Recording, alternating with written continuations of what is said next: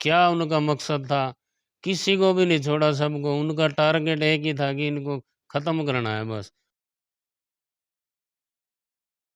टांग पे तलवार लगी है उसके, उसका ब्लड नहीं रुक रहा, तो यहाँ से रेफर कर दिया उसको। नमस्कार, भिवानी हलचल में आपका स्वागत है। भिवानी के रामगंज मोहल्ले में एक मकान के विवाद को लेकर के दिन दहाड़े झगड़ा हुआ है और ये हमलावर 15 से 20 युवक थे करीब, इनका जो कहना है, और सारे हथियार लेकर के घर में घुस गए, सारा सामान तोड़फोड़ कर दिया। क्या मामला था, किस प्रकार की घटना थी, आइए जानते हैं। कौन लोग थे, किस बारे में, क्यों, कैसे झगड़ा हुआ, क्यों हुआ? ये काकू है जी, ये शुरू से ही मतलब एक क्रिमिनल है, गुंडा है जी ये। और अपनी इधर क्या है, एक दहशत फैलाता है, ये लोगों को डरा के पैसे मांगता है, कभी मांगता है, ये नशे पते करते हैं सारे।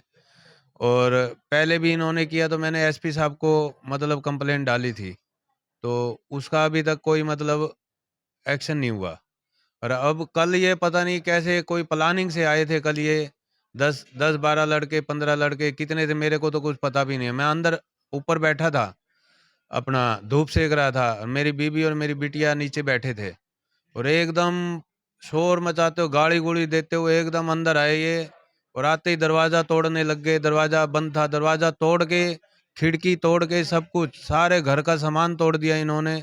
पहले तो हम बड़ी, फिर मैं नीचे आया तो ये मतलब मेरी बीबी के साथ थोड़ी बदतमीजी सी कर रहे थे, तो मैं बोला, "ओए, ये क्या कर रहे हो?"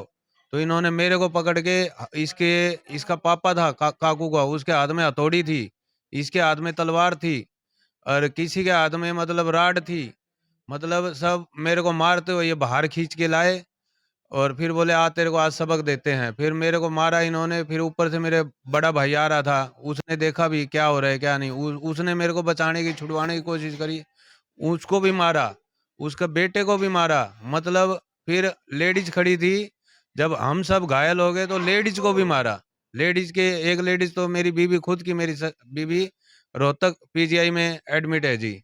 उसको मतलब ब्लड उसका नहीं नहीं रुक रहा, उसकी टांग पे तलवार लगी है उसके, उसका ब्लड नहीं रुक रहा, तो यहाँ से रेफर कर दिया उसको। हमलावर पड़ोसी हैं आपके? हाँ, पड़ोसी हैं। और किस चीज का झगड़ा, किस चीज का, दुकान का, मकान का, क्या है ये? झगड़ा सर मेरे पास मतलब, झगड़ा ये है, अभी मेरे पास 55-50 साल से मतलब हमारा मकान बना हुआ है। आप सारे पड़ोस में किसी से पूछ लो, कोई भी नहीं कहेगा भी इनका नहीं है। हमारा बना हुआ है, और इसकी दुकान वैसे की वैसे खड़ी है।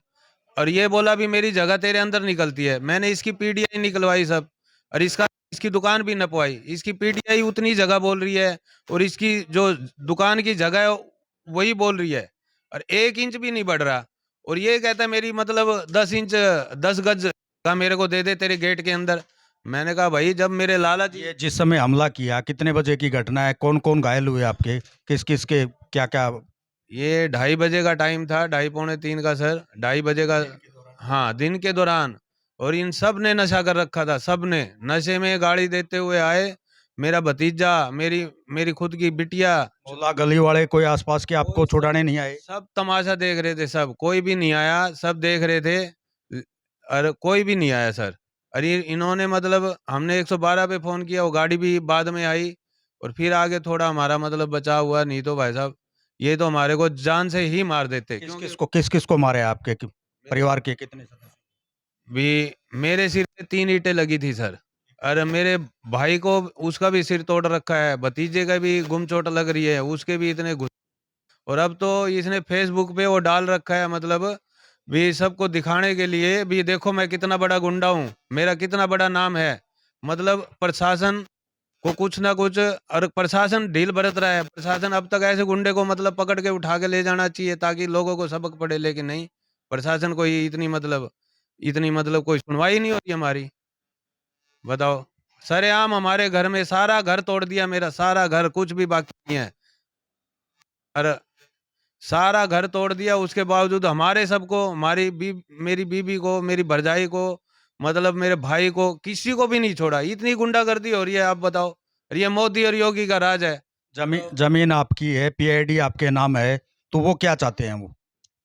वो बस ये गुंडागर्दी से डरा रहे हैं। कभी तो कहते हैं अभी बैठ के तू सेटलमेंट कर ले। मैं बोला, मैं किस चीज की सेटलमेंट करूं? मेरे दादा ला का मकान है, मैं किस बात की सेटलमेंट करूं? सेटलमेंट जब करूं ना, जब मैंने कुछ गलत कर रखा हो। आप पड़ोस में पूछ लो, किसी से पूछ लो। हमारा वहीं पे नौरा था, पहले हम भैंस बांधते थे, हमारा लैट्रिन बाथरूम वहीं पे था। किसी से पूछ लो आप, किसी छोटे से बच्चे से भी पूछ लो। और ये आज हमारे को कहता है, अब अभी ये मेरे को कागज दिखा रहा है सर, डॉक्यूमेंट दिखा रहा है मेरे को, सन अपना 85 के 15 23 38 साल हो गए। 38 साल बाद ये आज जाग रहा है क्या? इसके बाप दादा का उनको नहीं दिखता था अभी किसकी जगह है क्या है? अब ये गुंडागर्दी के दम पे मेरे को क्या पता ये फेक कागज कहाँ से लाया है, क्या कर लाया। 38 साल बाद आज ये कंप्लेन कर रहा है, मेरे को डरा रहा है, मार रहा है।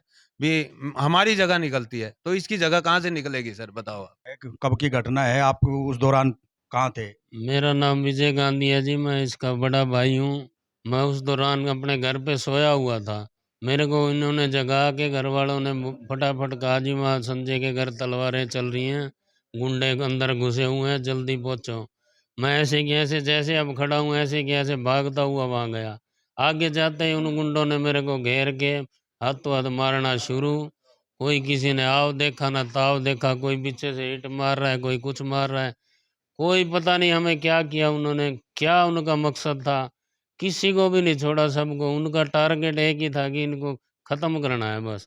लॉरेंस बिश्नोई हूँ मैं, लॉरेंस बिश्नोई का दाहिना हाथ हूँ मैं, ये कर दूंगा मैं, वो पता नहीं क्या क्या बोली जा रहे थे। कोई पता नहीं उन्होंने क्या क्या किया हमारे साथ, पता ही नहीं चला हमें तो।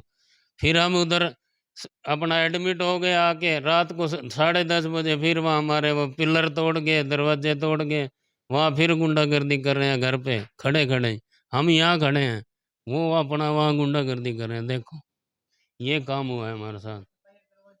एफआईआर तो कराई है, लेकिन पुलिस प्रशासन बहुत ढील बरत रहा है, उनके साथ मिला हुआ है, कोई कार्रवाई सख्ती से कर नहीं रहा।